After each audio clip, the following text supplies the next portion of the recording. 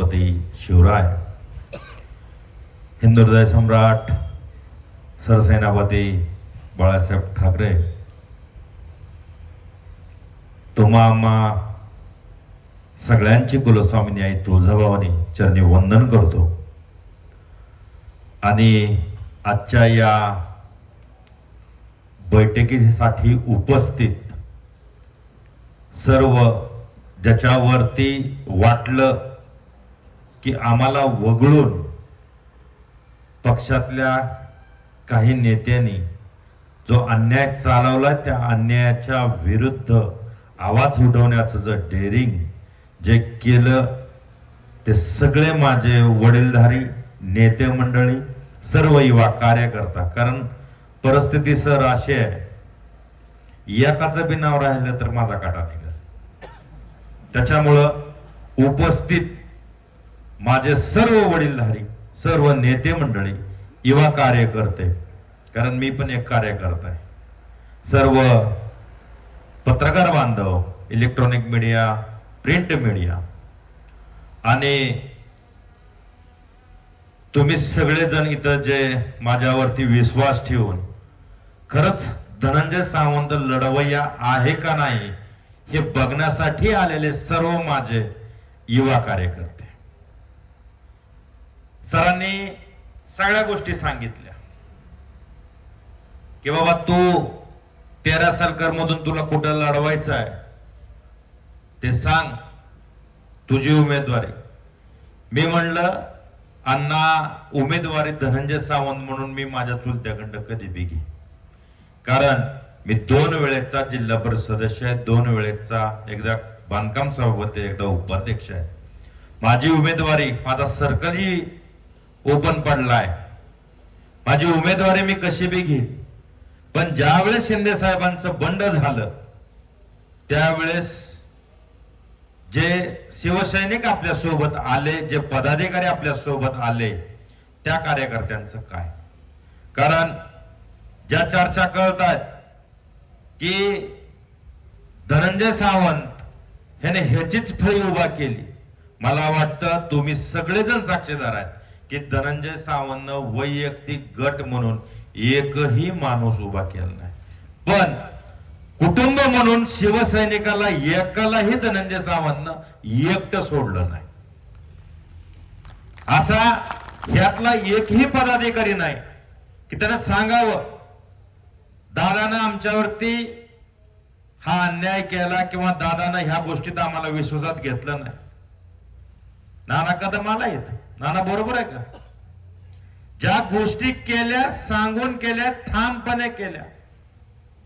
बापू मगाशी तुम्ही बोलताना सांगितलं मिटून घ्या, 4 पावलं मागं घ्या.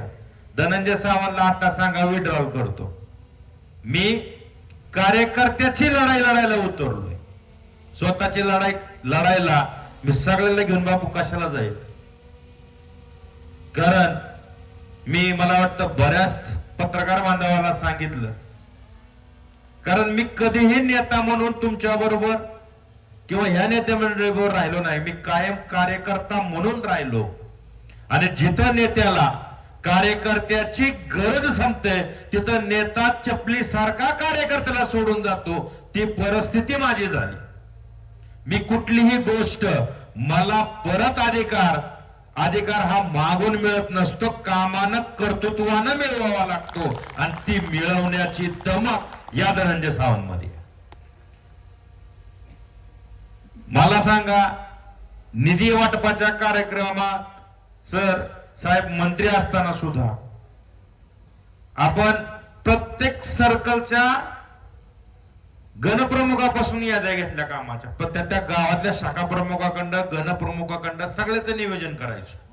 याद्या तुम्ही लोक बनवायचे कारखान्यावर आणि त्या पद्धतीनं सगळ्या गोष्टी व्हायच्या. आज निधीचा विषय सर तुम्ही काढला म्हणून, निधी बाबतीत तर कधीच कुणाला नाही नव्हतं, कामाबाबतीत तीच परिस्थिती. पण ह्या सगळ्यांच्या मध्ये माझं लागलं सँडविच व्हायला. किती मोठी शोकांतिका मला सांगा तुम्ही. ज्या पद्धतीनं जिल्हा प्रमुख परवा दिवशी मला बोलून गेले, डोंजा हा हक्काचा जिल्हा परिषदेचा सर्कल आहे, हक्काचा. आणि आयात करून उमेदवारी द्यावी लागली. ह्याच्या इतकी मोठी शोकांतिका काय मला सांगा.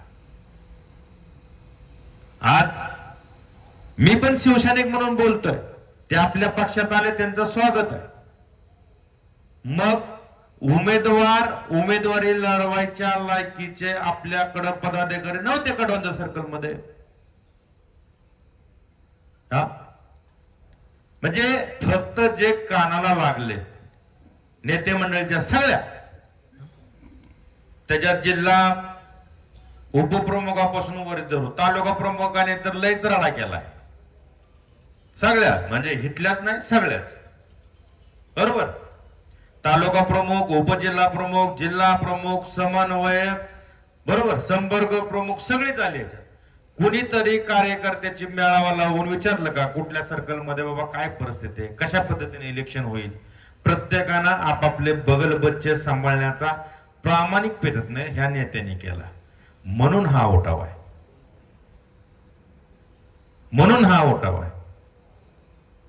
मी प्रत्येकाला सांगत होतो, जी परिस्थिती आहे, जी परिस्थिती आहे, सगळ्यांनी जावा, पक्षाचं काम करा. नाही, हा धनुकोड दिसतो का, ह्याला तिकीट नाही, हा ह्याच्याकडे दिसतो का, ह्याला हे नाही, मक्तेदारी आहे काय? ह्याच्यातल्या कुठल्या कार्यकर्त्यानं विरोधात काम केलं? मगाशी बापूने सांगितलं, अर्चना दराडे महिला आघाडीचे आपले जिल्हा प्रमुख आहे, कुठला सर्वे केला? मला माहिती आहे, ते माझे चुलतेच आहेत, आमदार आहेत. कोणी सर्वे केला? त्यांनी तर माणसं नाही लावलेली. सर्वे केला कोणी? कानात सांगणाऱ्यानं. काय केला? ह्याला ह्याची बायको घरी तांब्या भरून देत नाही आणि हे अख्ख्या सर्कलचा सर्वे करून काहीतरी सांगतो का ताई निवडून येत नाही. बरोबर, तसंच त्या समाधान सातवचं केलं. कुठं? देवळालीत. ज्या पद्धतीनं चाललंय हे काय, नेमकं काय चाललंय? आज ती समाधान सातव असेल, अर्चनाताई असेल, बाबू बरोबर तुमचा सर्कल असेल, या सगळ्या लोकांनी, अहो तुम्ही ज्या वेळेस शिंदे साहेबांबरोबर गेले सत्ता स्थापन करायला, त्यावेळेस हिथं काय परिस्थिती, त्या परिस्थितीमध्ये आमच्या खांद्याला खांदा लावून तुमच्या सगळ्या बरोबर, सगळ्याच्या पुढे एक पाऊल ही सगळी मंडळी होती. आज त्यांची तिकीट कापली. मग मला एकट्याला तिथे मिळून काय करायचं? अँकरिंग राहुल तू चांगला करतो, तू सांगितलं, ज्याला हिशोबात घेतल्याशिवाय जिल्हा परिषदेचा अध्यक्ष होत नाही, नक्कीच होणार नाही. पण जर असे सहकार्य सोडून जर मी तिथं गेलो तर मला जी पण गरज मला वाटतं तिथं लागणार नाही. कारण मला ह्या सहकार्यांची गरज आहे आणि ह्या सहकार्यासाठी उठाव केलाय. कारण कार्यकर्ता सक्षम झाला तर नेता सक्षम होईल. आज मगंदा साहित्य ते पोरग चांगलं काम करतंय. पंचायत समितीचं बीडीओचं ऑफिस नाही. माझे पत्रकार बांधवांना विनंती आहे खास करून, तुमच्या पंचायत समितीचं बीडीओचं ऑफिस सुद्धा एवढं चांगलं नाही तेवढी त्याची ग्रामपंचायत एक नंबर आहे. तुम्ही जाऊन बघा. जर बीडीओच्या ऑफिस पेक्षा ग्रामपंचायत जर तुम्हाला थोडी बी घाण वाटली तरी सुद्धा मी उद्या माझा विड्रॉ करून घेतो. मग अशा पोरांना सुद्धा न्याय नाही. त्याच्या गावातली कामं बाहेरच्या जाऊन करायची. मग त्यानं कशावर उभं राहायचं? हा का? तर तू धनुसाहेबाबरोबर फिरतो. अरे धनुसाहेब काय मग तिकडं एमआयएमचं काम करतोय वय? सांगणाऱ्याला लाज वाटायला पाहिजे आपण काय सांगतोय. म्हणजे सगळ्यात नेत्याचं काम त्या धतराष्ट्रासारखं झालंय सर. आणि सगळ्यापाशी एक एक संजय झालाय. त्यानं सांगल तीच खरं. मग एक तर संजय बदलावं लागल, नाही तर धतराष्ट्र बदलावं लागल. मग काय बदलायचंय का दोघं बी? ह्याचा बी विचार आपल्याला करावा लागेल ना. अध्यात्म मला बी चांगलं जमतं, अध्यात्म मी पण करतो. अध्यात्मातले दाखले जर तुम्ही द्यायला लागलात तर आधी आचरणात आणा, मग दाखले द्या. कारण बोलायला भरपूर आहे. वडीलधाऱ्याचा मान ठेवणं माझं काम आहे. मी मान ठेवतोय. याचा अर्थ असा नाही की मी बी राजा हरिश्चंद्र आहे. पातळी तुम्ही सगळ्यांनी सोडली तर मी माझी लेवल सोडेल आणि मी तांडव चालू केलं तर ते कोणाला सोसणार नाही. कारण शांततेत आहे. मला सांगितलं बापू ह्या गोष्टीचे साक्षीदार हे दोघ आहेत. कारण नगरपालिकेला शांत राहिलो तर तुम्ही बघितलंय सगळे नगराध्यक्ष 2-2 हजाराने आलेत. मी एकालाही एका शब्दानं बोललो नाही, शांत राहिलो. 200वर आलेत. आपले नगराध्यक्ष फक्त किती 250 मतांना आले. तिकडं 5 आपला 6वा नगराध्यक्ष भूम मध्ये, इथं मला वाटतं 8 आणि 9 नगराध्यक्ष. शिवसेना फक्त बोललो नाही तर एवढं फोफवलंय. कार्यकर्त्याचं इलेक्शन आहे, कार्यकर्ता म्हणून वाढतोय, कार्यकर्ता म्हणून लढतोय, कार्यकर्त्यासाठी लढतोय म्हणून शांत आहे. एवढं ना काय होणार नाही. पुलाखालनं भरपूर पाणी अजून वाहणार आहे. पण त्यावेळेस ना हा कार्यकर्ता माफ करेल ना हा धनंजय सावंत गप्प बसेल. मग तिथं कुठलं मर्यादा, मला वाटतं मी तुमच्या सगळ्याच्या साक्षीने सांगतो मग मी पाळणार नाही. कारण ही पोटतिडक एकट्यासाठी नाहीये ना, एकट्यासाठी एकट्यावर अन्याय होतोय म्हणून बी नाही, मला काय अधिकार पाहिजेत म्हणून बी नाही. मी परवा मला वाटतं एबीपी माझ्याच्या इथं पत्रकार आले होते परवा माझ्याकडे बाईट घ्यायला. मी त्यांनाही सांगितलं होतं ही लढाई कार्यकर्त्याची अधिकारासाठी नाही. कारण बऱ्याचशा पत्रकारांनी बऱ्याचशा मीडियावाल्यांनी पण मला विचारलं दादा तुमचं घर फुटलं. अहो घरातलं भांडण फुटलं आमचं मिटवायला आम्ही अजून वकीलच बोलवलेले नाहीत. आम्ही आमचं खंबीर आहेत ना. चुलता म्हणून मी त्यांना कधी काय बोललो नाही, पुतण्या म्हणून ते मला कधी काय बोललो नाही. पण हा जिल्हा मराठवाडा अफवेवरती खूप चालतो,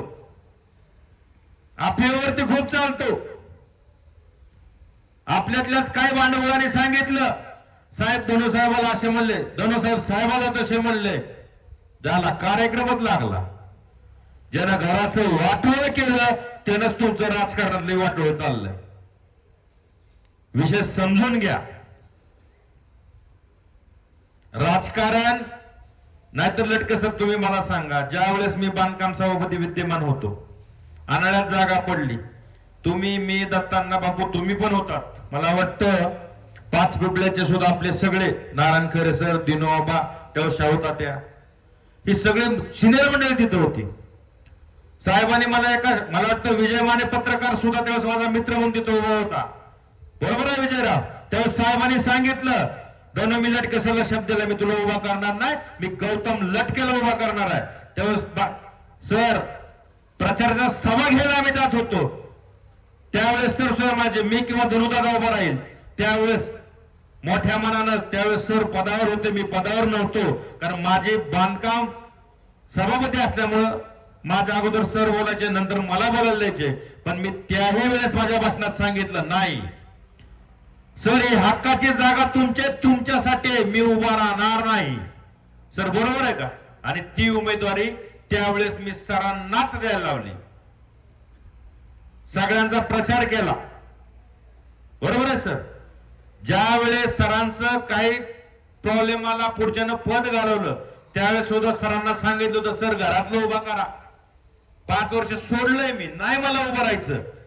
पण ही बी गुरुजी आहे ना, आमचं तर भोळच आहे, पण ही बी गुरुजी आहे. काय करावं? नाड एक आली, गेलं पुण्याला एकटच, पाडव्या दिवशी गेले. अजून काय माग आलं तर त्याला उभा करा. तवत नसते केलं तर ही कायला कण झाला असता. उभा केलं, आम्ही निवडून आलतो, रडून आले. अजून उभा कराय नाही म्हणलं, रडून आलंय. हे कराय खोटं आहे? बाप दाखव ना तर श्राद्ध घाल. मी राजकारणात घरात कधीच केलं नाही, केलं नाही होत, खोटं बोलत नाही. मला जे जमतं तेवढं मी करतो, जो शब्द पाळला होतो तोच बोलतो. आता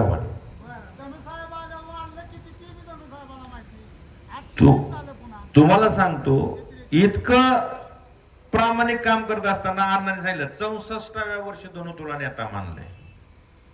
कितव्या? 64व्या वर्षी. अण्णा तुमचा शब्द पडू देणार नाही. पण कार्यकर्त्याचं इलेक्शन आपल्याला करावं लागल. कार्यकर्त्याचं इलेक्शन आहे, तुला करावं लागल. म्हणला ना 100% करू आपण. साहेबाकडे जाऊन नाही म्हणले, तुला ते नियोजन लावावं लागल. सर बरोबर. ह्याच्यावर मला वाटतं आपण 2 वेळा बसलो, तरी मी एक शब्द बोललो नाही. म्हणलं चाललंय, चला ठीक आहे. मला कधी सोडलं मलाच कळलं नाही. मग त्या दिवशी एक ठरवलं, कारण मी पण ध्यानधारणेतलं एकच ठरवलं, जे येईल त्याला घेऊन, जे राहील त्याला सोडून, पण आता घेतलेला वसा सोडायचा नाही आणि हे थांबल्याशिवाय बी गप्प बसायचं नाही. म्हणून ह्या निर्णयाला आलो. नंतर जवळ पणच आहे ना, जवळच कशाला गेलो असतो. मगाशी धनु पाटलांनी सांगितलं, विकास नाव ठेवायचं ठरलंय आमचं. काय भाऊ करणार? मला वाटतं मी जावळ्यात प्रामाणिकपणे सांगतो, जावळ्यातली पण लोक तिथं उभा राहायला गेलोय म्हणून नाही, प्रामाणिक सांगतो, भैरवनाथाच्या साक्षीने सांगतो. मी जावळ्यात प्रचाराला साहेबाच्या सभेला एकदा दोनदा अशा गाठी भेटी, तिथल्या वयस्कर लोकांबरोबर, तिथल्या अभ्यासू लोकांबरोबर सर कधीच माझं बोलणं झालं नव्हतं. सकाळी नानांबरोबर बोललो तुमच्या तिथं. खरंच तिथली माणसं वेगळी आहेत, सोवर माणसं आहेत. त्यांचं सांगणं, त्यांचं बोलणं एक वेगळा स्पार्क आहे, वेगळं शिकवणार आहे तिथलं. कारण मला सर तुम्ही बोलताना मी फक्त ऐकत होतो. परांड्यानंतर म्हणजे जसा आपण म्हणतो जिल्हा प्रमुख उप, तसा उप तालुका म्हणून जावळा होता. पण तो जावळा बघितल्यावरच कळतं तिथं काय झालंय. निश्चित आपण हे सुधरावू, आपण हे सुधरावू. त्याच्यासाठी आपण सगळेजण मिळू. मी असंही म्हणणार नाही, माझ्यापेक्षा अजून पण सांगतो, त्या दिवशी बोललो की माझ्यापेक्षा कोणतरी चांगला त्यांना भेटला म्हणून मला 10 महिने बाहेर ठेवला असेल, अडचण नाही. अजूनही जाऊयात, माझ्यापेक्षा चांगला जर कोण करणारा असेल तर माझी माघार, मला अडचण नाही. मी डोंजातनं बी रडत नाही. करायचं का तसं तुम्ही सांगा, निर्णय तुमचा. आज जे ठरवायचंय, कारण हिथं बसलेली प्रेमाची आहे ती. तुम्ही सगळे हे उमेदवार आहेत, ह्यांच्याबरोबर अजून म्हणतो बसायचं आहे, ठरवायचं आहे, बोलायचं आहे. ठरवायचं म्हणजे व्यवहार नाही बरं का, मतदारसंघातली बांधणी, हे सगळं बोलायचं आहे. पण ह्या सगळ्या गोष्टी कशा पद्धतीने आपण करायच्या त्या, ह्याच्यावर तुम्ही सगळ्यांनी आम्हाला सांगितलं पाहिजे. मग तुमच्या सगळ्यांच्या या नेते मंडळी किंवा हे सिनियर मंडळी घेऊन बाप्पा उमेदवार असे फायनल करू आपण. उगाच त्या पक्षातनं भरला इकडं आलाय, त्यानं दिलं नाही म्हणून ह्याला आपण द्यायचं, जमणार नाही. मी माझ्या कार्यकर्त्यांसाठी, माझ्या सहकार्यांसाठी बंड केलंय, ह्यांच्यासाठी नाही. ते क्लिअर सांगतो. जी आपली पक्षाची, निष्ठेची, नैतिकतेची आहेत, त्यांची उमेदवारीचा आपण बघू. कशा पद्धतीने आपल्याला अपक्ष उभा राहून लढवायचे ते बघू. जे कानपिचके हाणणार आहेत त्यांना काय बुक्का लावायचा, गुलाल लावायचा, हळद लावायची ती ठरवू आणि कार्यक्रम करू. ह्या पद्धतीचं नियोजन, म्हणजे उद्या असं कोणी म्हणायला नको दादा मग हे कसं झालं. हे नियोजन ठरवायचं आहे, मग करायचं आहे. तुम्ही परवानगी दिली तर त्याचे काय करायचंय? हा, मी कार्यकर्ता आहे, नेता नाही. नेता व्हायला टाइम अजून, कारण नेत्यात गेले की मग माझं बी असंच होईल. जिक्का आगे बडो म्हणते त्यालाच पहिले नड कापायचं, तो धंदा मायाकडं होईल, तो नाही करायचं. तुम्ही मी सहकार्य आहेत, एकामेकाचे खंदे समर्थक म्हणून काम करू, एकामेकाला घेऊन काम करू आणि आपला भाग एक राजकारणात सुद्धा सुसूत्रता आणण्याचं काम आपण सगळेजण मिळून करू. आणि तुम्हा सगळ्यांना एकच सांगतो, मी एकाही माझ्या शिवसैनिकाला, शिवसेनेच्या एकाही पदाधिकाऱ्याला कोणी काही म्हणलं, कोणी काही केलं, काही अफवा उठवल्या, एकालाही अंतर देणार नाही. एवढंच या प्रसंगी तुम्हा सगळ्यांना सांगतो. तुम्ही या ठिकाणी सगळेजण आलात, जो विश्वास माझ्यावरती ठेवला, मी तुमचा मनापासून ऋणी आहे. कारण मी सगळं सोडून शांत राहिलो होतो. शांत. ना मला कारखान्यात जायची इच्छा आहे, ना मला राजकारण करायची इच्छा. मी सगळं सोडलं होतं. मी निवांत गोट्यात बसायचो. मला वाटतं लटके सर पहिल्यांदा आले, त्याच्यानंतर धनुभाऊची एंजिओग्राफी झाली कळल्यावर असंच फोन केलं, भाऊ म्हणले ना काही मीच येतो. धनंजय पाटील आले, हे आमचा अमोल पाटील नालगावची, बालाजीराव, ही सगळी टर्म कंपनी आली. ही चाललंय काय तुमचं नेमकं, कशासाठी असं आहे? मला वाटतं बाप्पा तुम्ही बी आलता भाऊ बरोबर गोट्यात. हे कशासाठी चाललंय म्हणले, काय नेमकं कशासाठी? नाही इच्छा नाही बाबा म्हणलं, तुमचं चाललंय छान आहे, करा. मला नाही राजकारण किंवा बाकी सगळ्या गोष्टी नाही करायच्या. ह्या सगळ्यांनी नाही म्हणले. खूप एकदम म्हणजे कार्यकर्त्यांनी काय करायचं, फोन करायचा कोणाला, सांगायचं कोणाला, ज्याची नावं इथं सांगितली गेली ती फोन उचलत नाही ती. मग ह्या सगळ्या गोष्टी सांगितल्यावर मला वाटतं आपण सगळ्यांनी ठरवलं आणि कामाला सुरुवात केली. मग जसं मी ऍक्टिव्ह झालो, काम करायला लागलो, हे झालं की लगेच मग झालं आमच्यातला त्या काही कलाकारांचा इगो जागा झाला इथल्या. म्हणजे इलेक्शनच्या अगोदर मी ते रस्ते केलते बरोबर, लगेच फेस्ट सुरू झाली आमची, रस्ते चालू. होय बापूने सांगितलं आता ह्याच्यात तुम्ही काही लक्ष घालू नका, शांत राहू द्या, कसं चालाय तसं चालू द्या, तुमच्या घरातलं वातावरण खराब होईल. मला वाटतं मी त्यातही लक्ष घातलं. झालं, पावसाळा सुरू झाला, आपत्कालीन परिस्थिती अशी झाली, असा पूर आला की सगळा आपला सुपडा साफ झाला. मी फिरायला चालू केलं की हे 2-4 कोणा जसं ती मगाशी तुम्ही कसं आहे, ह्यांची नावं घ्यायची, ह्यांची अवकात बी नाही, त्यामुळे नावं नको घ्यायला. झाली सुरुवात झाली, ह्यांचा लगे राडात चालू झालं. त्याच्यात आमच्या चुलत्या पद्धत साहेब इकडे फिरते, साहेब आपण इकडं जायचं, चला साहेब तिकडे मी तिकडे, चालू झालं. उद्देश दोघांचा एकच होता की तुमचं काम करणं, तुमच्या अडचणीला पडणं हेच होतं. पण मधल्याने ते कार्यक्रम लावला. ते शिंदे साहेब आलं, मला वाटतं रवी तो बी होता तिथं बरोबर, तो बी होता. ते अमोल पाटील बी होतं का मायाबरोबर, कुठं कबे ह्याला करंजाला. सांगितलं दोनदा तिथं थांबले, साहेब गोंधळ घालणार आहेत. अरे नेता माझा यायला लागलाय, चुलता आमदार, त्याचा मतदारसंघ, आणि धनदारा तिथं कशाला गोंधळ घालेल बरं? धनुपाटील तुम्ही बी होते, आपण सगळेच होतो. मला झाकीरबाईचा फोन आला, दादा तुम क्या कर रे, वैसा क्यों कर रे? अरे म्हणलं का झालं काय? मला असं कळलं, साहेबाला इथं सांगते. साहेबाला काय सांगायचं सांगू दे म्हणलं, मी आहे ते घेऊन एकदा बोल. ही गोष्ट भाषणात सांगतोय, उद्या जाऊन झाकीरबाईला विचारा. हलक्या कानाचं किती असावं ह्यालाही प्रमाण आहे, हलक्या कानाचं किती असावं ह्याला बी प्रमाण आहे,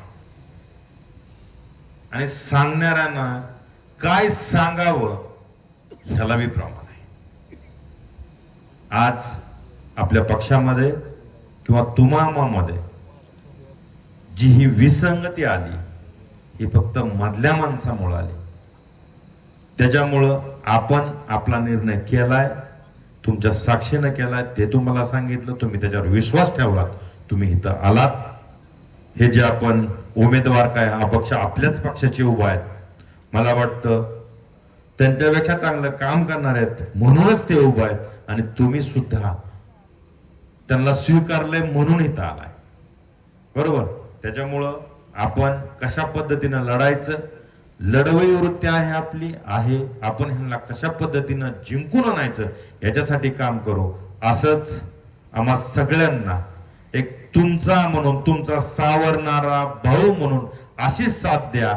तुमच्या मागं कायम तुमची सेवा करण्यासाठी मी कटिबद्ध राहील, एवढंच आजच्या प्रसंगी सांगतो आणि हित सगळ्यांची रजा घेतो. जय हिंद, जय महाराष्ट्र.